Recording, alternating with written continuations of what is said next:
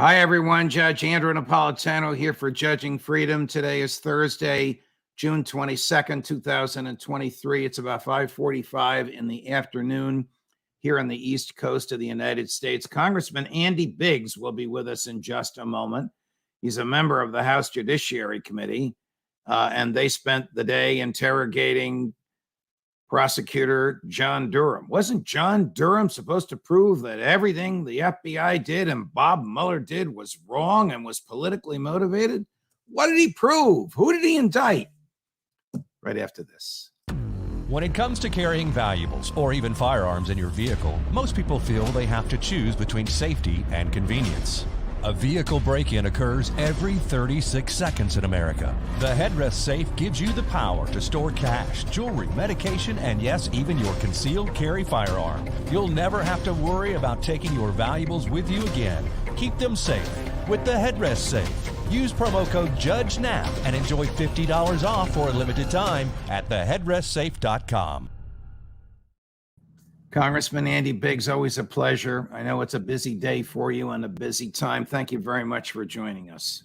Thanks for having me, Judge. Good to be with you as always. Of course. Thank you. So what is your take on the John Durham investigation? To me, the report was a ho-hum, and this guy got beaten up by the Republicans. I don't know if it was yesterday or today, whenever he appeared before you. In a way that would indicate an extreme lack of confidence and pleasure in what he did or failed to do. Yeah, Judge, there's some takeaways there. I think, obviously, most of it seemed like a reboot of the Mueller report and the Inspector General Horowitz's report. So when you had those, he didn't interview some pretty important people, Bill Priestep, Andrew McCabe, Peter Strzok.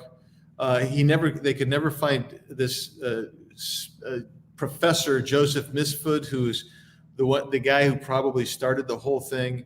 The things that I thought were salutary or good were, he confirmed that it was Hillary Clinton's campaign that paid for the Steele dossier. There never was collusion. There was nothing in that dossier that could be confirmed.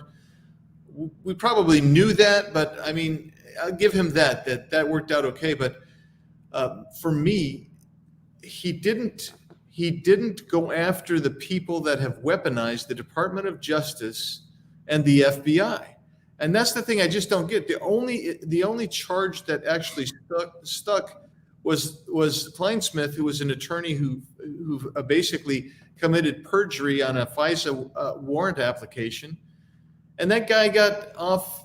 He's able to practice law right now in Washington, D.C. So in the end, there was some smoke there, but they didn't gin up the fire and really go after the people who are destroying the country. And he indicted through this weaponization two people. process. He indicted two people and prosecuted them for lying to the FBI, and both were acquitted. Their lawyers basically said to the jury, well, wait a minute. The FBI can lie to us, but we can't lie to them. And the jury accepted that. So I don't know if they actually did lie to the FBI or if this was a case of jury nullification. But what a waste. And he also, more or less, and the feds do this, validated the Mueller report. There's a lot of bad allegations against Donald Trump in the Mueller report, which were never prosecuted because he was the sitting president at the time. And Bill Barr promised that John Durham, a tough guy with a good reputation in Connecticut, that John Durham would get to the bottom of all this, and he didn't. And he slow walked it. So now it's too late for anybody in that whole imbroglio, that whole mess, to be indicted. Yeah, that's right. We were talking slow walk today, and did you toll some statutes of limitation over a period of time? Yeah, probably so. But for me, I think there's just some amazing frustrations here because I remember 3 years ago now, something like that. We talked about he was going to tell us who Joseph Misfud was, and we were going to get to the bottom of this stuff. And that's what Matt Gaetz was focused on. And in the end, we we don't know substantially more about anything than we did after we got the Mueller report. Well, here's one thing. Here's one thing we know: we are $6.5 million poorer, the federal government, than before Durham started. Yeah, I will say this. I said this yesterday to Mr. Durham. I said, look, you are an institutionalist. I get that, and that was the problem. He was an institutionalist. So where he could, I think he made some recommendations, and he said there's problems within the institution, but he was not going to dismantle the institution, which I think needs to happen. Yeah. I mean, he didn't make any comments on even FISA reform, which I think FISA needs to go away altogether. But at bare minimum, I would have expected him to say, you know what, the FBI has abused FISA so badly that FBI should not have any FISA authority whatsoever. But we didn't get there. I want to talk to you about the FBI FISA Section 702 of FISA in a minute. You mentioned Matt Gaetz. Here he is at one of his best ruffles and flourishes. The entire Mueller team does a hard reset on their Apple phone in synchronization to wipe away evidence. Did you investigate that? I've read that. Well, why did you investigate it? Who gave the order on the Mueller team to wipe the phones? Yeah, that was not something that we were asked to look at, and we didn't. No, that's not true, Mr. Durham. That is not true, because I'm holding the document that authorizes your activity, and it specifically says the investigation of Special Counsel Robert Mueller. It's in Mr. Chairman, I seek unanimous consent to enter into the record the order that says that you're supposed to investigate these things. And so, like, whether it's the Mueller team, MIFSUD, how about Azra Turk? Azra Turk, what's Azra Turk's real name? I'm not going to be disclosing the names of FBI personnel that are otherwise unavailable. But an FBI, so the FBI sends somebody to go honeypot George Papadopoulos. Who gave the order to do that? I think that's beyond the scope of what's in the report. It's literally the scope of what your charging order is. Who put it in motion? We get after it was put in motion, the FBI did a bunch of wrong and corrupt things. Totally understand. We're trying to deal with that. But when you are part of the cover-up, Mr. Durham, then it makes our job harder. Boy, I don't always agree with him, and I don't know if he's a lawyer, but he's right on the mark, and that was a brilliant cross-examination, and Durham didn't answer a damn thing. Yeah, you know, Judge, first of all, he is a lawyer, and he was right on the money. The charging document is real clear. And one thing out of that exchange that we got that maybe we didn't fully get before is that Azra Turk was, that's some name of an FBI agent who actually was sent to lure George Papadopoulos in, to entrap George Papadopoulos, who, by the way, George Papadopoulos, I've met the guy, I've talked to him multiple times. He's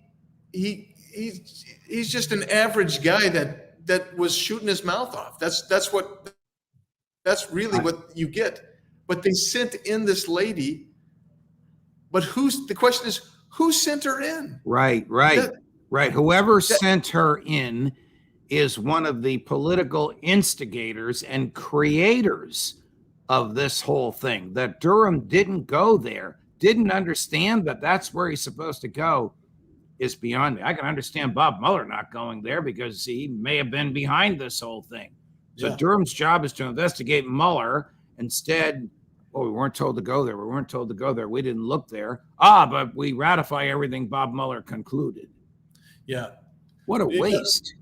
It was kind of a bittersweet thing. I mean, but the bottom line is, Judge, anybody who's objective looking at this says our Department of Justice and our FBI was weaponized somehow. Yes. And we suspect we know who might have done it, but we're no clearer to knowing for certainty who did it, which means we're no closer to basically holding anybody accountable for abusing the DOJ and the FBI against American citizens without, I mean, as Durham says, there was absolutely no predicate whatsoever to do this. Well, who did this then? Who did this? Here's Here's Committee Chairman Jim Jordan right before Matt Gaetz. In the Crossfire Hurricane investigation and the Mueller investigation, when the FBI interviewed Mr. Dolan, what did he have to say? To my knowledge, they didn't interview Mr. Dolan. They didn't interview this guy? Source for the dossier? Key information in the dossier? Buddies with the Clintons, and they didn't talk to him? No, I mean, we report on that because even Christopher Steele in October 2016 identified Dolan as somebody that might have information. I find it interesting they didn't talk to him. Were there agents on the case who wanted to talk to Mr. Dolan, Mr. Durham? Yes. What happened to analyst number one? She kept pushing to talk to Mr. Dolan. She was ultimately turned down. What happened to her the day that she was turned down and said, no, we're not talking to Dolan? What happened to her?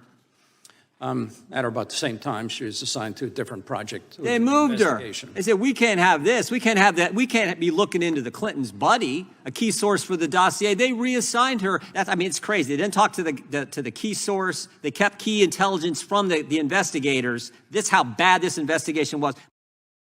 What will the committee do with its displeasure over Durham's work and Durham's report? What can they do? What could the House do? You know, that's the issue is you can't. Okay, so Durham is riding off into the sunset, retiring, right? So that's really what he's closing out his career here. There's nothing really. I mean, you could impose the Holman rule if you really wanted to. But what's the Holman rule? The Holman rule allows Congress to go in and basically reorganize a specific department within an agency so that you actually eliminate positions. Like you could go in and you could say, okay, guess what, Mr. Durham, we're eliminating your position within DOJ. And you can do that. All right, I want to talk to you about that. We have to take a break. When we come back, we'll talk about, will Congress reorganize the DOJ? Will it continue to fund the FBI at the levels that it's been funding it, which is to give it more money every year? Will it reenact Section 702 of the FISA Act? Everybody watching us now knows what that does, spying without search warrants. All that right after this. You want to feel safe in your vehicle, and for you, that means easy, rapid access to your firearm. But safety also means your items don't fall into the wrong hands. You don't have to choose between safety and convenience. The headrest safe keeps your firearm where you can access it, and no one else can. Just order your headrest safe, install it yourself when it arrives, and enjoy peace of mind. It starts at theheadrestsafe.com. 702 of the FISA Act allows American agents, FBI and others, to spy without warrants on foreign persons who are physically here or digitally here and their American communicants. When an American conversation is caught up, they put that in a database, and then the FBI is supposed to get a search warrant to enter the database. They accidentally entered the database in 2022 278,000 times. Okay. The abuse is outlandish. 702 is violative of the Constitution on its face. There's no distinction between Americans and foreigners with respect to the right to privacy. What are the chances that the House will let 702 die a natural death at Christmas time and not reenact it? Very small, I'm sad to say. Isn't Jim Jordan himself an opponent of 702, and as the chair of the Judiciary Committee, can't he single-handedly keep it from coming to the House floor for a vote? Yes and no. I think he's where I am, which I'd like to see 702 completely go away, right? So that's what needs to happen. And I'm working with Democrats because it has to go through my subcommittee that I chair, and Democrats are with me on that so far.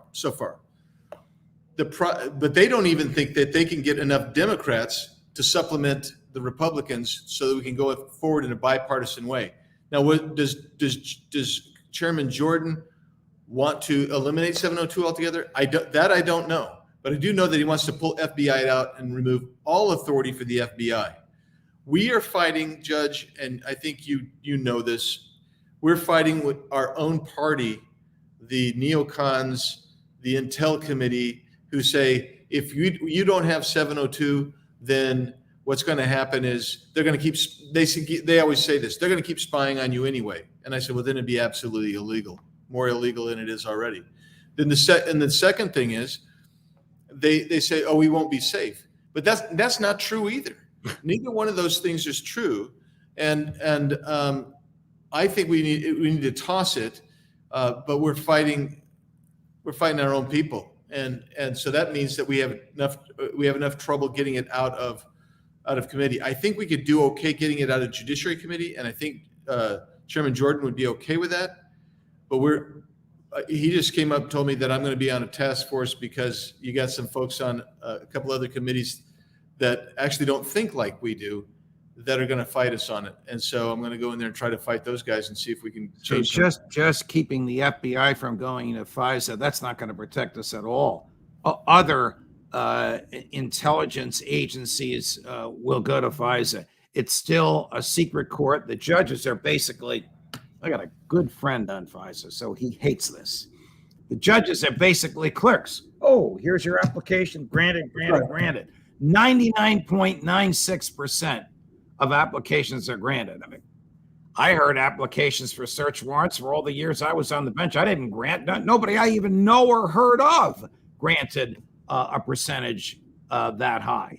There's no scrutiny by the judiciary. There should be. Here's an idea for you in the FISA court. A position in the federal government called, I would love this job just because of its name, the defender of the Constitution. Somebody who appears before the FISA court every time the federal agents are there and challenges whatever they want to do. That doesn't happen. No, not at all. In theory, they've got this ombudsman thing, that, and it doesn't work. It really doesn't work. It's a star chamber. And get this, Durham mentioned yesterday, as some of us were talking to him about that, he said, well, the FISA court was really upset, and they wrote a sternly worded letter of condemnation about Kleinsmith and the literally millions of illegal queries of U.S. citizens. He wrote a stern letter. That's what he said was the remedy. That's not the remedy.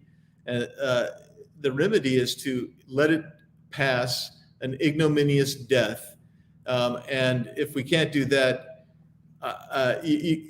they're talking reforms. I talked to a member, Judge, who actually was wrongfully targeted, and I said, right. So I said, so you'll join me now. I hope. LaHood, right?